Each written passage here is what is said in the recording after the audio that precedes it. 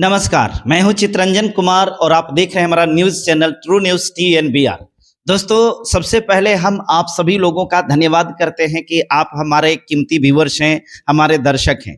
आपका स्नेह, आपके प्यार के द्वारा ही चैनल आगे बढ़ रहा है और आपके समर्थन के द्वारा हम 30,000 सब्सक्राइबर्स को पार कर चुके हैं। हम आपसे अपेक्षा करते हैं कि आपका स्नेह और प्यार हमें और ज़्यादा मिलेगा और हम बहुत जल्द ही 1 लाख व्यूअर्स, 1 लाख सब्सक्राइबर्स को भी पार करेंगे। दोस्तों, अभी जो चेहरा आप सामने देख रहे हैं, ये कोई चेहरा अनजाना नहीं है। ये वही चेहरा है जो जन जन में, भारत के कोने कोने में ये चेहरा को पहचानते हैं और इनको इतना जन समर्थन हासिल है कि इनका दावा है कि हम जिस दिन, जिस राज्य को, जिस जिला को कह देंगे कि आज ये जाम रहेगा, हमारा यहाँ आंदोलन होगा, तो पुलिस प्रशासन से लेकर के सरकार को पसीना छूट जाएगा हमारे आंदोलन को रोकने में। तो इस प्रकार के एक दिग्गज हस्ती के बीच में हम यहाँ आए हैं और आज हम इस चीज के बारे में जानने का प्रयास करेंगे कि कहते हैं कि बिना गुरु के ज्ञान नहीं होता है। प्रत्येक लोगों के जीवन में कोई ना कोई गुरु होता है जिसके मार्गदर्शन में हम कोई काम करते हैं, जिनके संरक्षण में हम कोई काम करते हैं, जिनके इंस्ट्रक्शंस के अकॉर्डिंग हम अपने कार्य को संपादित करते हैं। आज हम इनसे इस बात को जानने का प्रयास करते हैं कि आखिर गोल्डन दास जी को कौन नेतृत्व करता है, आखिर इनको गाइड कौन करता है, आखिर इनके गुरु कौन है, आखिर इनको कौन संभालता है, कंट्रोल करता है। इन तमाम बिंदुओं पर आज हम बात करेंगे कि गोल्डन जी, आप सबसे पहले गोल्डन जी की आपको हमारे चैनल में बहुत बहुत स्वागत है। आपको भी TNBR न्यूज का बहुत बहुत धन्यवाद और साथ ही आपको और जितने भी न्यूज चैनल को देखते हैं सभी क्रांतिकारी जय भीम। गोल्डन जी, सबसे पहला सवाल ये है कि आप जो कर लेते हैं ये सबकी बस की चीज नहीं है, सबकी बूते की बात नहीं है। आपके अंदर में हौसला, आपके अंदर में हिम्मत, आपके अंदर की जो ज्ञान है, खास करके कॉन्स्टिट्यूशन की, लॉ की जो जानकारी आप रखते हैं, ये बहुत सारी चीजें ऐसी चीजें हैं जो आपको खास बना देता है, आपको एक अलग कर देता है। बहुत सारे लोगों को मैंने देखा है, यहां तक के कि लोग जाते हैं धरना पर कर बैठ जाते हैं, तो प्रत्येक लोगों का अलग अलग तौर तरीका होता है। आखिर आपको ये सब करने के लिए सिखाता कौन है? आपको ये करने के लिए किनके द्वारा प्रेरणा मिलती है? और आपको हम ये बात खास करके जानना चाहते हैं कि आपके गुरु कौन है, किनके द्वारा आप इस प्रकार के कार्य को कर पाते हैं, कौन है? देखिए मीडिया महोदय, गुरु तो अनेक प्रकार के होते हैं और हमारा गुरु जितना ही ज्यादा कहिए उतना ही कम है। इसलिए कि गुरु को अगर माना जाए तो सबसे प्रथम गुरु तो माँ बाप होते हैं। तो मेरा पहला गुरु अगर कोई है तो हमारे माँ बाप है। अगर हमारा माँ बाप अगर हमको जन्म नहीं देती, हमको अगर माँ बाप जन्म दे के इतना बड़ा जवान नहीं करता, तो आज हमको लोग कोई नहीं जानता। तो प्रथम गुरु हमारा माँ बाप हुए। और बात रहा दूसरे गुरु का, तो दूसरे गुरु में आप मान लीजिए बहुत सारे हमारे महापुरुष हैं। ललित सिंह यादव हो गए, हमारे भगत सिंह हो गए, उधम सिंह हो गए, सुभाष चंद्र बोस हो गए। इन लोग की जीवनी पढ़िए तो अंदर से आग जो होता है ना, वो ज्वाला की तरह लहकने का काम करता है। तो गुरु हमारे बहुत सारे हैं और बहुत सारे गुरु के देखकर अलग अलग तरीके से हमको सीखने के लिए मिलता है। और फिर सबसे बड़ा अगर गुरु माना जाए तो हमारे बाबा साहब डॉक्टर भीमराव अंबेडकर जी। अब पूछिए कैसे? बाबा साहब डॉक्टर भीमराव अंबेडकर जी संविधान में लिखे और बताए हैं कि संविधान में जो अधिकार है उसको प्राप्त करने का काम करें। ठीक है, तो ये बाबा साहब से सीखे? हाँ, ये बाबा साहब से सीखे। तो बाबा साहब आपके ये गुरु? ये हमारे गुरु हुए। और उसके बाद यदि ये भगत सिंह को देख लीजिए, भगत सिंह कहते हैं कि आजादी लो। आजादी लेने के लिए सीखे हम भगत सिंह से, मैंने कि आजाद रहो, स्वतंत्र। स्वतंत्र कैसे रहना है, स्वतंत्र कैसे छीनना है, स्वतंत्र पैदा हुए स्वतंत्रता से कैसे जीना है और लोगों को जीने के लिए बताना है, ये हमने भगत सिंह से सीखा। इसीलिए कभी कभी आप में भगत सिंह भी नजर आता है। हाँ बिल्कुल। अब मान लीजिए सुभाष चंद्र बोस जी का, उन्होंने बताया है कि कोई ईंट से मारता है तो उसे पत्थर से मारो। ये हमने सुभाष चंद्र बोस जी से हमने सीखा। तो सुभाष चंद्र बोस ने यह भी कहा था कि अन्याय का विरोध करना प्रत्येक मनुष्य का कर्तव्य है, चाहे इसका परिणाम कुछ भी हो। हाँ बिल्कुल। उन्होंने बताया था कि जितने भी इस पृथ्वी पर इंसान जन्म लिए हैं, गलत का खुलकर विरोध करो और गलत के साथ नहीं दो और किसी को ज्यादा से ज्यादा न्याय दिलाने का काम करो। अगर इसके लिए अगर शहीद भी होना पड़े तो पीछे मत हटना। तो ये हमने सुभाष चंद्र बोस से सीखा। तो ऐसे बहुत सारे हमारे गुरु हुए, ललित सिंह यादव जी हो गए, प्रिया रामास्वामी हो गए, माता सावित्रीबाई फुले से हमने सीखा कि महिलाओं को शिक्षित होना भी बहुत जरूरी है। तो ये इसी तरह अनेक प्रकार के हमारे गुरु हुए। फिर हमारे मान्यवर कांशीराम साहब हमको सिखाए हैं कि लोगों को कड़ी बाई कड़ी और ज्यादा से ज्यादा लोगों को जोड़ने का काम करो। तो मान्यवर कांशीराम साहब भी हमारे गुरु हुए। और मेन गुरु अगर कोई हमारे हैं तो वो है डॉक्टर भीमराव अंबेडकर साहब जी। तो गोल्डन जी, आप तो एक हमें तो लग रहा था कि आप एक सिंपल सा जवाब देंगे कि कोई एक व्यक्ति होंगे आपके गुरु, लेकिन आपने तो भाई, लोग तो बोलते हैं कि खोदा पहाड़ निकला चूहिया, लेकिन मुझे तो लगा मैं छोटी सी चीजों का उम्मीद कर रहा था, लेकिन आप तो इतने बड़े जवाब दे दिए कि इस जवाब के सामने मेरे पास में तो अब कोई कहते हैं कि प्रश्न ही नजर नहीं आ रहा है। लेकिन फिर भी हम आपसे ये जानना चाहेंगे, ये सब सीखे हैं आप कैसे? ये कौन सिखाया कि ये अम्बेडकर साहब आपके गुरु हो गए, तथागत गौतम बुद्ध आपके गुरु हो गए, फिर यार रामास्वामी गुरु हो गए, गॉडगे बाबा गुरु हो गए, कांशीराम साहब गुरु हो गए। अच्छा, सबसे तो आपने सीखा, लेकिन एक बात बताइए, मायावती जी से कुछ सीखा कि नहीं सीखा? मायावती जी से हम कुछ नहीं सीखे, कुछ नहीं सीखे। मायावती जी से अगर सीखने के लिए अगर रहता तो परिवारवाद तो हम दूसरे से सीखते आ रहे थे, अब मायावती से भी सीखने के लिए मिल रहा है। इसलिए बहन जी जो हमारे मायावती जो हमारे फुआ हैं, हम उनको सम्मान करते हैं और उन पर हम कुछ बोलना उचित नहीं समझते। तो अच्छा, एक बात गोल्डन जी, आपके शिक्षा से संबंधित तो अक्सर लोगों को पता नहीं होगा कि आपकी क्वालिफिकेशन क्या है, ठीक है? और हम भी इस बात को आपसे नहीं पूछेंगे कि आपकी क्वालिफिकेशन क्या है, क्योंकि कहा जाता है कि a word is enough to the wise. इंसान के लिए इशारा बहुत काफी होता है।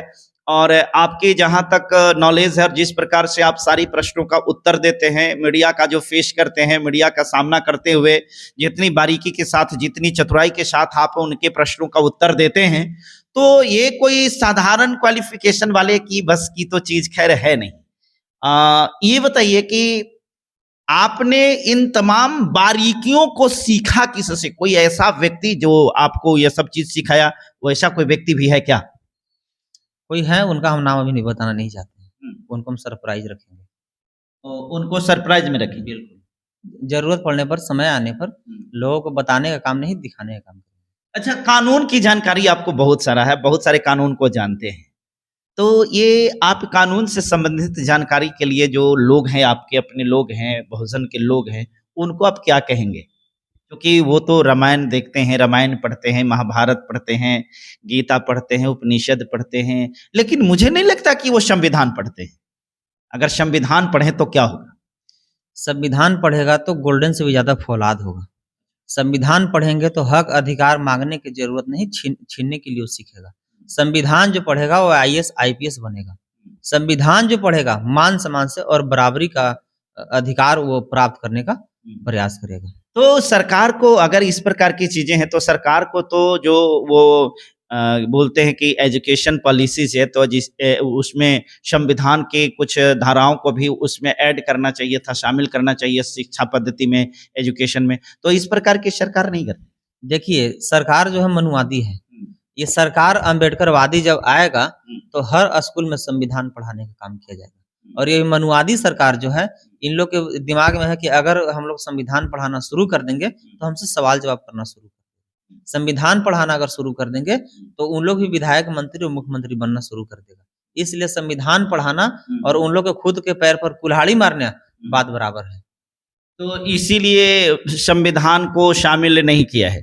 लेकिन एक चीज को हमने और देखा है, वो कई दशक पहले में, अगर संविधान अगर शामिल होता तो स्कूल में सरस्वती पूजा मनाया जाता है, तो माता सावित्रीबाई फुले की जयंती क्यों नहीं? बाबा साहब की जयंती क्यों नहीं? मान्यवर कांशीराम साहब की जयंती क्यों नहीं? बाबा साहब का अभी भी जयंती हम कह रहे हैं कि जहाँ फॉरवर्ड हेड मास्टर और प्रिंसिपल है वहां नहीं मनाया जाता है। कहीं भी अच्छा कोचिंग देख लीजिए या प्राइवेट स्कूल देख लीजिए, सरकारी स्कूल देख लीजिए, सरकारी कार्यालय देख लीजिए, यहाँ तक कि जेल की भी हम बात कर रहे हैं। पिछला साल अम्बेडकर जयंती में हम औरंगाबाद जेल में थे, वहाँ भूमियार सुप्रिंटेंडेंट था, वहां भी अम्बेडकर जयंती नहीं मनाने दिया जा रहा था। हमने जब कोर्ट को लिखा, DM को लिखा, तब अम्बेडकर जयंती की परमिशन मिला और धूमधाम से हमने जेल में अम्बेडकर जयंती मनाने। आप जेल में भी अम्बेडकर जयंती मनाए? हाँ, जेल में अम्बेडकर जयंती मनाए, जेल में रविदास जयंती मनाए। और वो भी अपना दम पर। अच्छा। रविदास जयंती मनाए दाऊद नगर, तो वहाँ जेलर भूमियार था, वहां से हमको ट्रांसफर कर दिया औरंगाबाद। ये जो है ये जातीय को ये एकजुट करने का काम कर रहा है।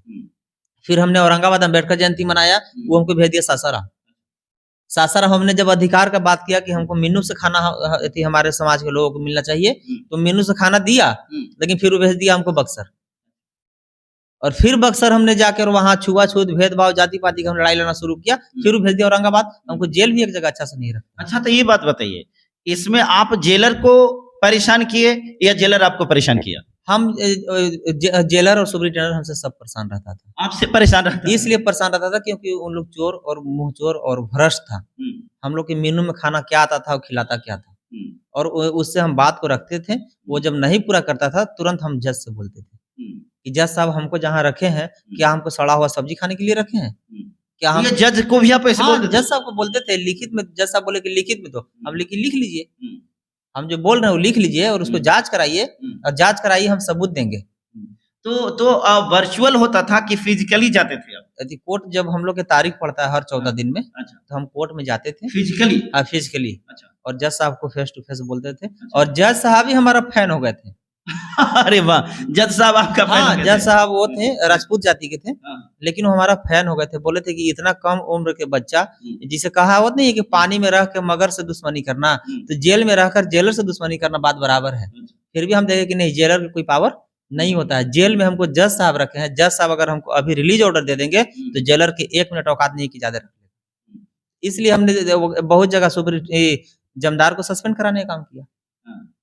तो गोल्डन जी, जेल में तो जैसा कि हमारे पास में जानकारी है, जेल में गांजा भी पहुंचता है, खैनी भी पहुंचता है, मादक पदार्थ भी पहुंचता है, मोबाइल तक भी पहुंचता है। तो आपको ये डर नहीं लगता था कि जेलर किसी भी प्रकार का इल्जाम लगा करके आपके साथ मारपीट कर सकता था? हम पहले ही डीएम साहब को और जज साहब हर सप्ताह वेरिफिकेशन करने आते हैं जेल को। हम लिखित आवेदन दे दिए थे कि हम बड़े-बड़े आईएएस आईपीएस से लड़ कर आए हैं, और ये यहाँ के जेलर सुपरिटेंडेंट जो है सब फॉरवर्ड हैं, और इन लोग जो लूटते हैं, चोरी करते हैं, उसका हम बराबर आवाज उठाते रहते हैं, विरोध करते रहते हैं। जेल में भी हम आंदोलन करते थे।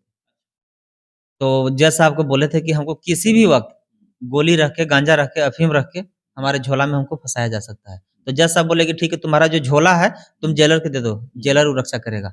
अगर झोला में कुछ बरामद होगा तो उसका जिम्मेवार जेलर होगा। जेलर बोला कि साला तो ये ना, इसको हमको बॉडीगार्ड ही करना पड़ेगा। तो जेलर साहब को हमारा झोला दिला गया।